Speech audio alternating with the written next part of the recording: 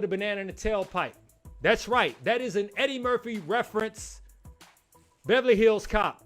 I don't remember what year it was, but that is a reference. Don't fall for the banana in the tailpipe. Do not pay a collection agency because technically, if something has already been charged off, if you pay them, it starts all over again.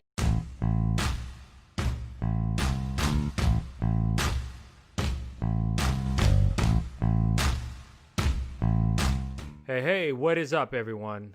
Welcome to today's show. And of course, you know me. I'm your host of the Startup Junkie, AJ. And today's show is absolutely 100% ad hoc. What does that mean? That means that I received some questions, follow-up questions to me after the fantastic technology webinar we had. I appreciate all those people who actually showed up. It was literally 53 people in the room. Well, actually, it was closer to 57, but unfortunately, some people left. And, you know, I don't know if they left because they had technology issues. Maybe their internet connection wasn't right. But nonetheless, 53 out of 57 people stayed. And trust me, that is a huge, huge success. So with that said, I am going to answer your questions today. And one question that was salient in the follow-up, in other words, one question that just kept coming up from people who wanted to start their own business was, hey, I have bad credit. What should I do?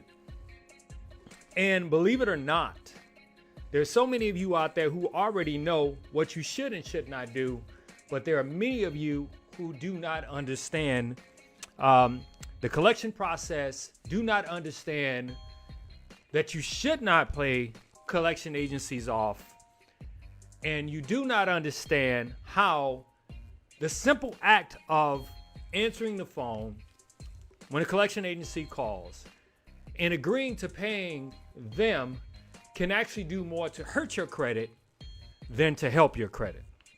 Now, I know there's going to be a lot of, collection agency people out there who's like, AJ, what the hell are you saying?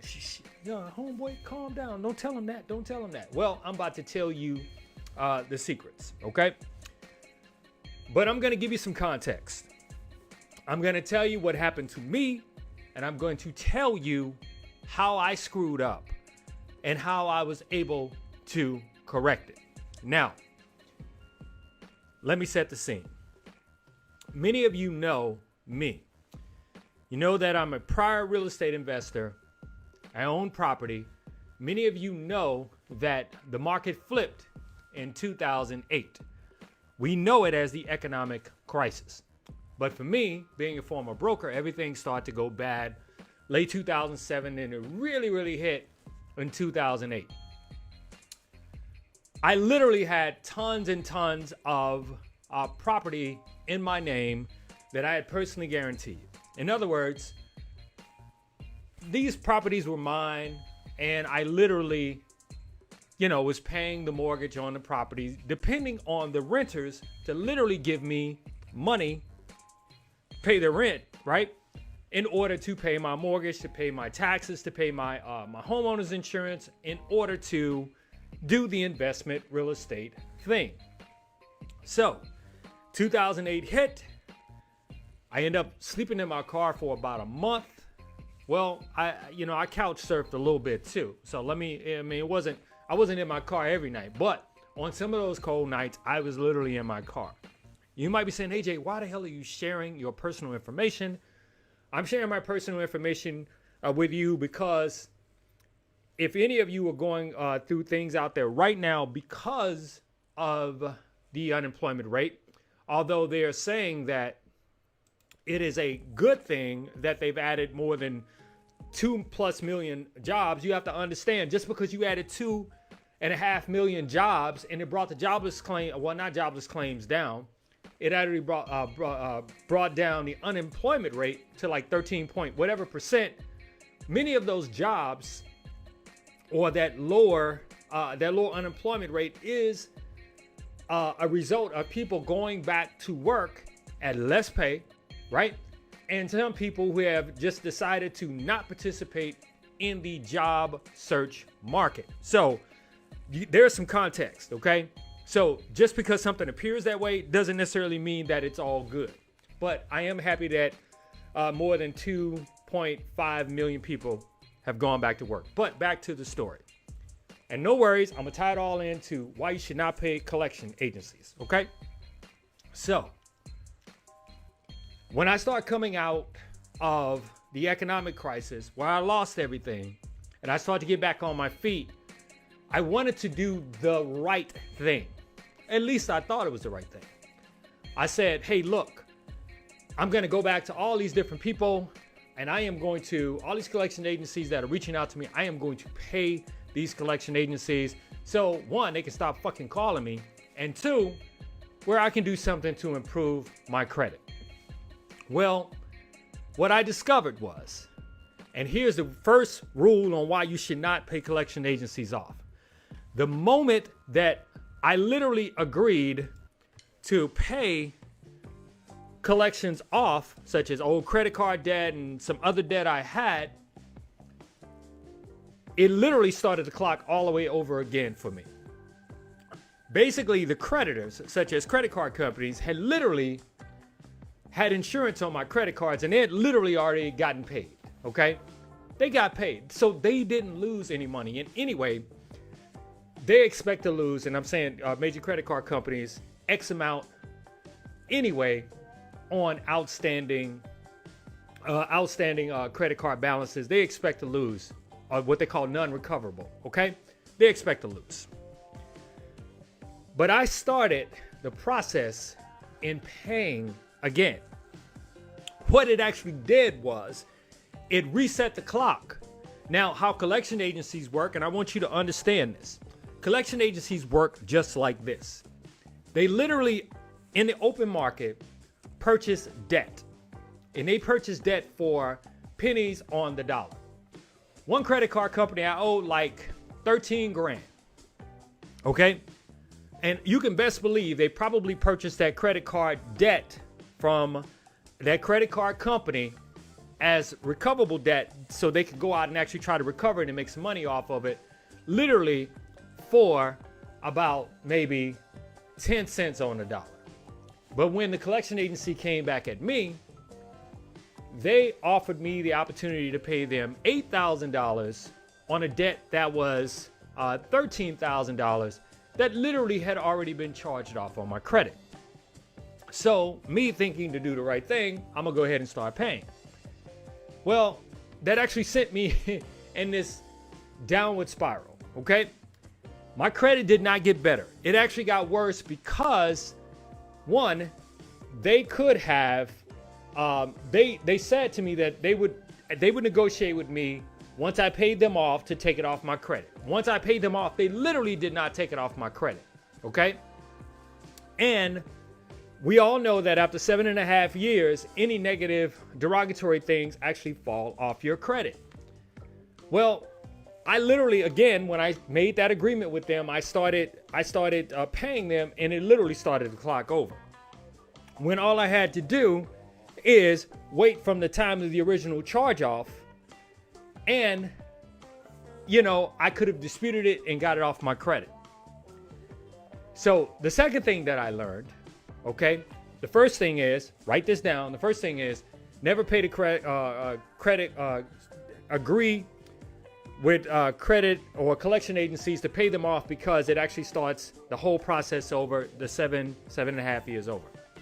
The second thing that I learned, based on the state, because, you know, they'll call you and they'll say, hey, well, if you don't pay us, we're going to sue you. We're going to take you to court. All of that. We're going to seize your tax refund. We're going to go into your bank account. Whole bunch of bullshit and a whole bunch of lies based on the state I was in. Now, don't get me wrong. In some states, some places like, say, California, for example, they literally can sue you and take money out of your bank account. But I'm in Texas, right? I discovered that there is a statute of limitation. This is number 2. There's a statute of limitation in which they can literally go in and try to sue you and to recover any debt. All right. And guess what? Some of the credit card companies that I could not pay or the debt that I could not pay because I was paying other collections, I literally wrote a letter and say, prove this debt. Prove it to me that I owe this and or this debt is not collectible based on a statute of limitations. And it literally came off my credit. So how am I tying all of this into the webinar that we had where 53 people showed up? But the salient question, the question that kept coming up is, what do I do as an entrepreneur if I have bad credit? Well, if you have bad credit as an entrepreneur, don't worry about it, okay? You can best believe in this day and age, with 40 plus million jobless claims, there are a lot of bad credit going around. I guarantee you, and this is just my prediction, you will see companies coming around trying to work out things with you just to keep you from, one, filing bankruptcy. Because once you file bankruptcy and you start putting all of your debt into what it is that you owe, into the bankruptcy. And when I say total dissolution, so don't file chapter 13. And I'm not telling you to file 13 or 7, but I'm just saying, I've known people as a former broker that literally filed chapter 7 and not 13, which is a reorganization of your debt, but chapter 7 is a total dissolution of your personal debt. And within, say, a year of actually filing bankruptcy, had 700 credit scores, okay? So here's my advice to you. If you're trying to start a business and you're worried about bad credit, don't.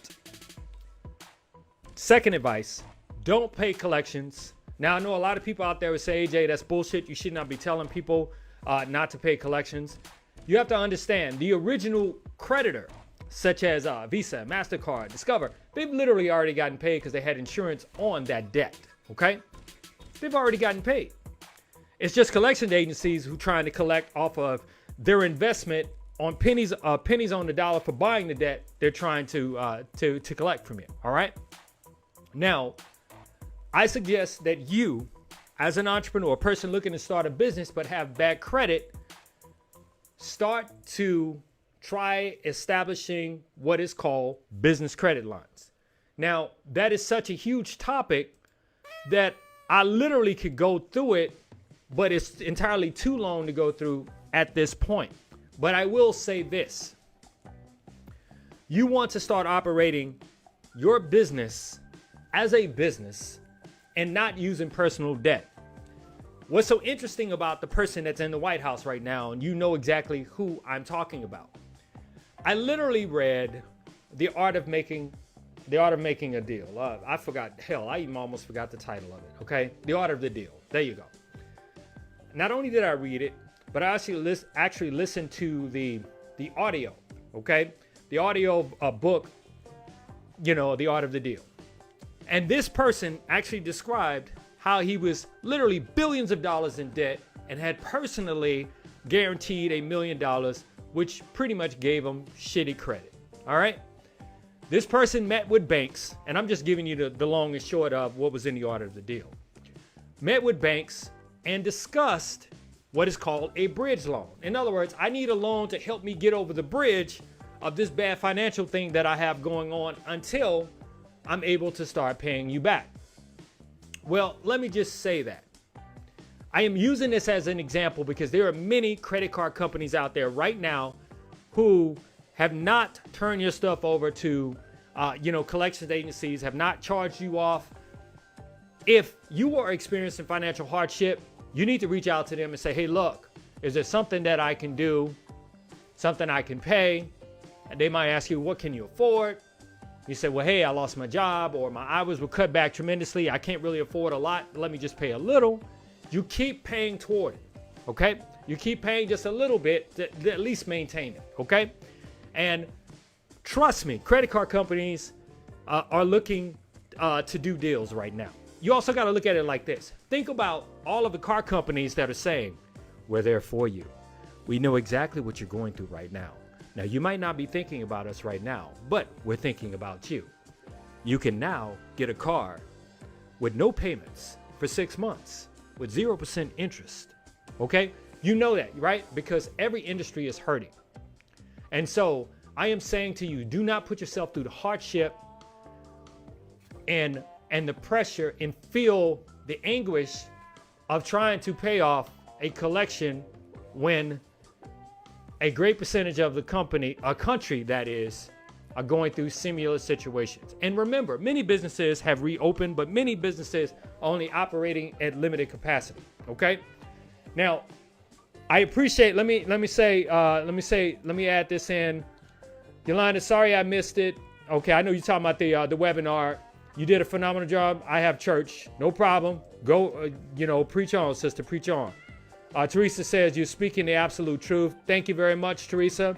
Now, I know that there are going to be people out there who are saying, AJ, that is the worst financial advice you can give someone, not to pay their debt. I don't care. I'm just saying I know what I personally experienced, and I'm not telling you not to pay your debt. I'm just telling you that when it comes to collection agencies have they've already invested in the paper that was originally charged off by credit card companies, and credit card companies typically have already been paid because they are insured. Your credit cards are insured. But before you get to that point, before you get to the charge off, just reach out to your credit card companies and say, hey, look, let's work out something. My hours got cut. I'm on unemployment right now. Can I get a forbearance? Can I get a deferment on my payments? Believe me, the entire country is hurting right now. And I don't want you to feel the pain. But as far as starting a business goes, it doesn't take much.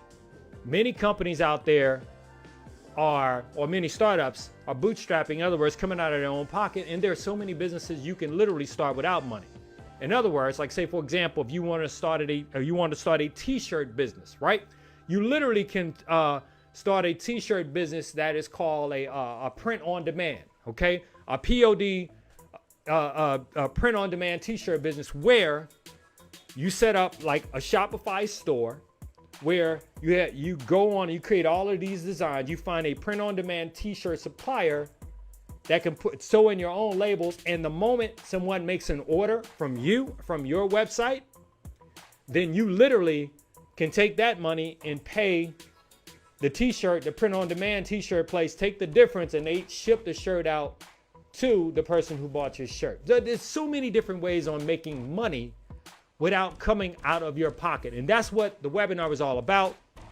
Of course, we cover legal entity. We cover all that different stuff, from advertising. We covered all of that, okay?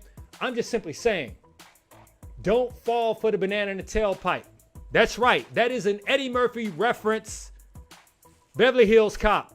I don't remember what year it was, but that is a reference. Don't fall for the banana in the tailpipe. Do not pay a collection agency, because technically, if something has already been charged off, if you pay them, it starts all over again. And if you decide to pay them, make sure you get in writing first that they will completely take it off your credit. Whereas because if you start paying them, it'll still show negative, but you're just paying on a negative debt. In fact, what it'll even do is it'll increase what they call your DTI, your debt to income ratio, right? It'll increase that because they say you owe all of this, right? But it's still on your credit, even if you pay it down to a zero balance. But if you do decide to pay a collection agency, make sure you get in writing before you start paying that they will take it off your credit. If not, just say, hey, I'm thinking about filing bankruptcy. There's a statute of limitation. You can't collect on this legally anyway. Have a nice day. So I appreciate everyone for checking out today's Startup Junkie. Be sure to check out the Startup Junkie live podcast on Apple iTunes, Spotify, TuneIn, as well as iHeart Media. And today's show was just an ad hoc show based on the number one question that I kept getting from people that showed up to the webinar, and it was about bad credit. So I love my family that's checking us out. Be sure to, like my channel, share this message, share this post. Check out the Startup Junkie Live Monday through Friday right here, multi-streaming on all of these different social channels. We're on YouTube. We're on Facebook. We're on Periscope /Twitter. And we are definitely 100% coming to IG Live. That's it, everyone. I appreciate you. Keep kicking ass. You know why? Because you're outstanding. Peace.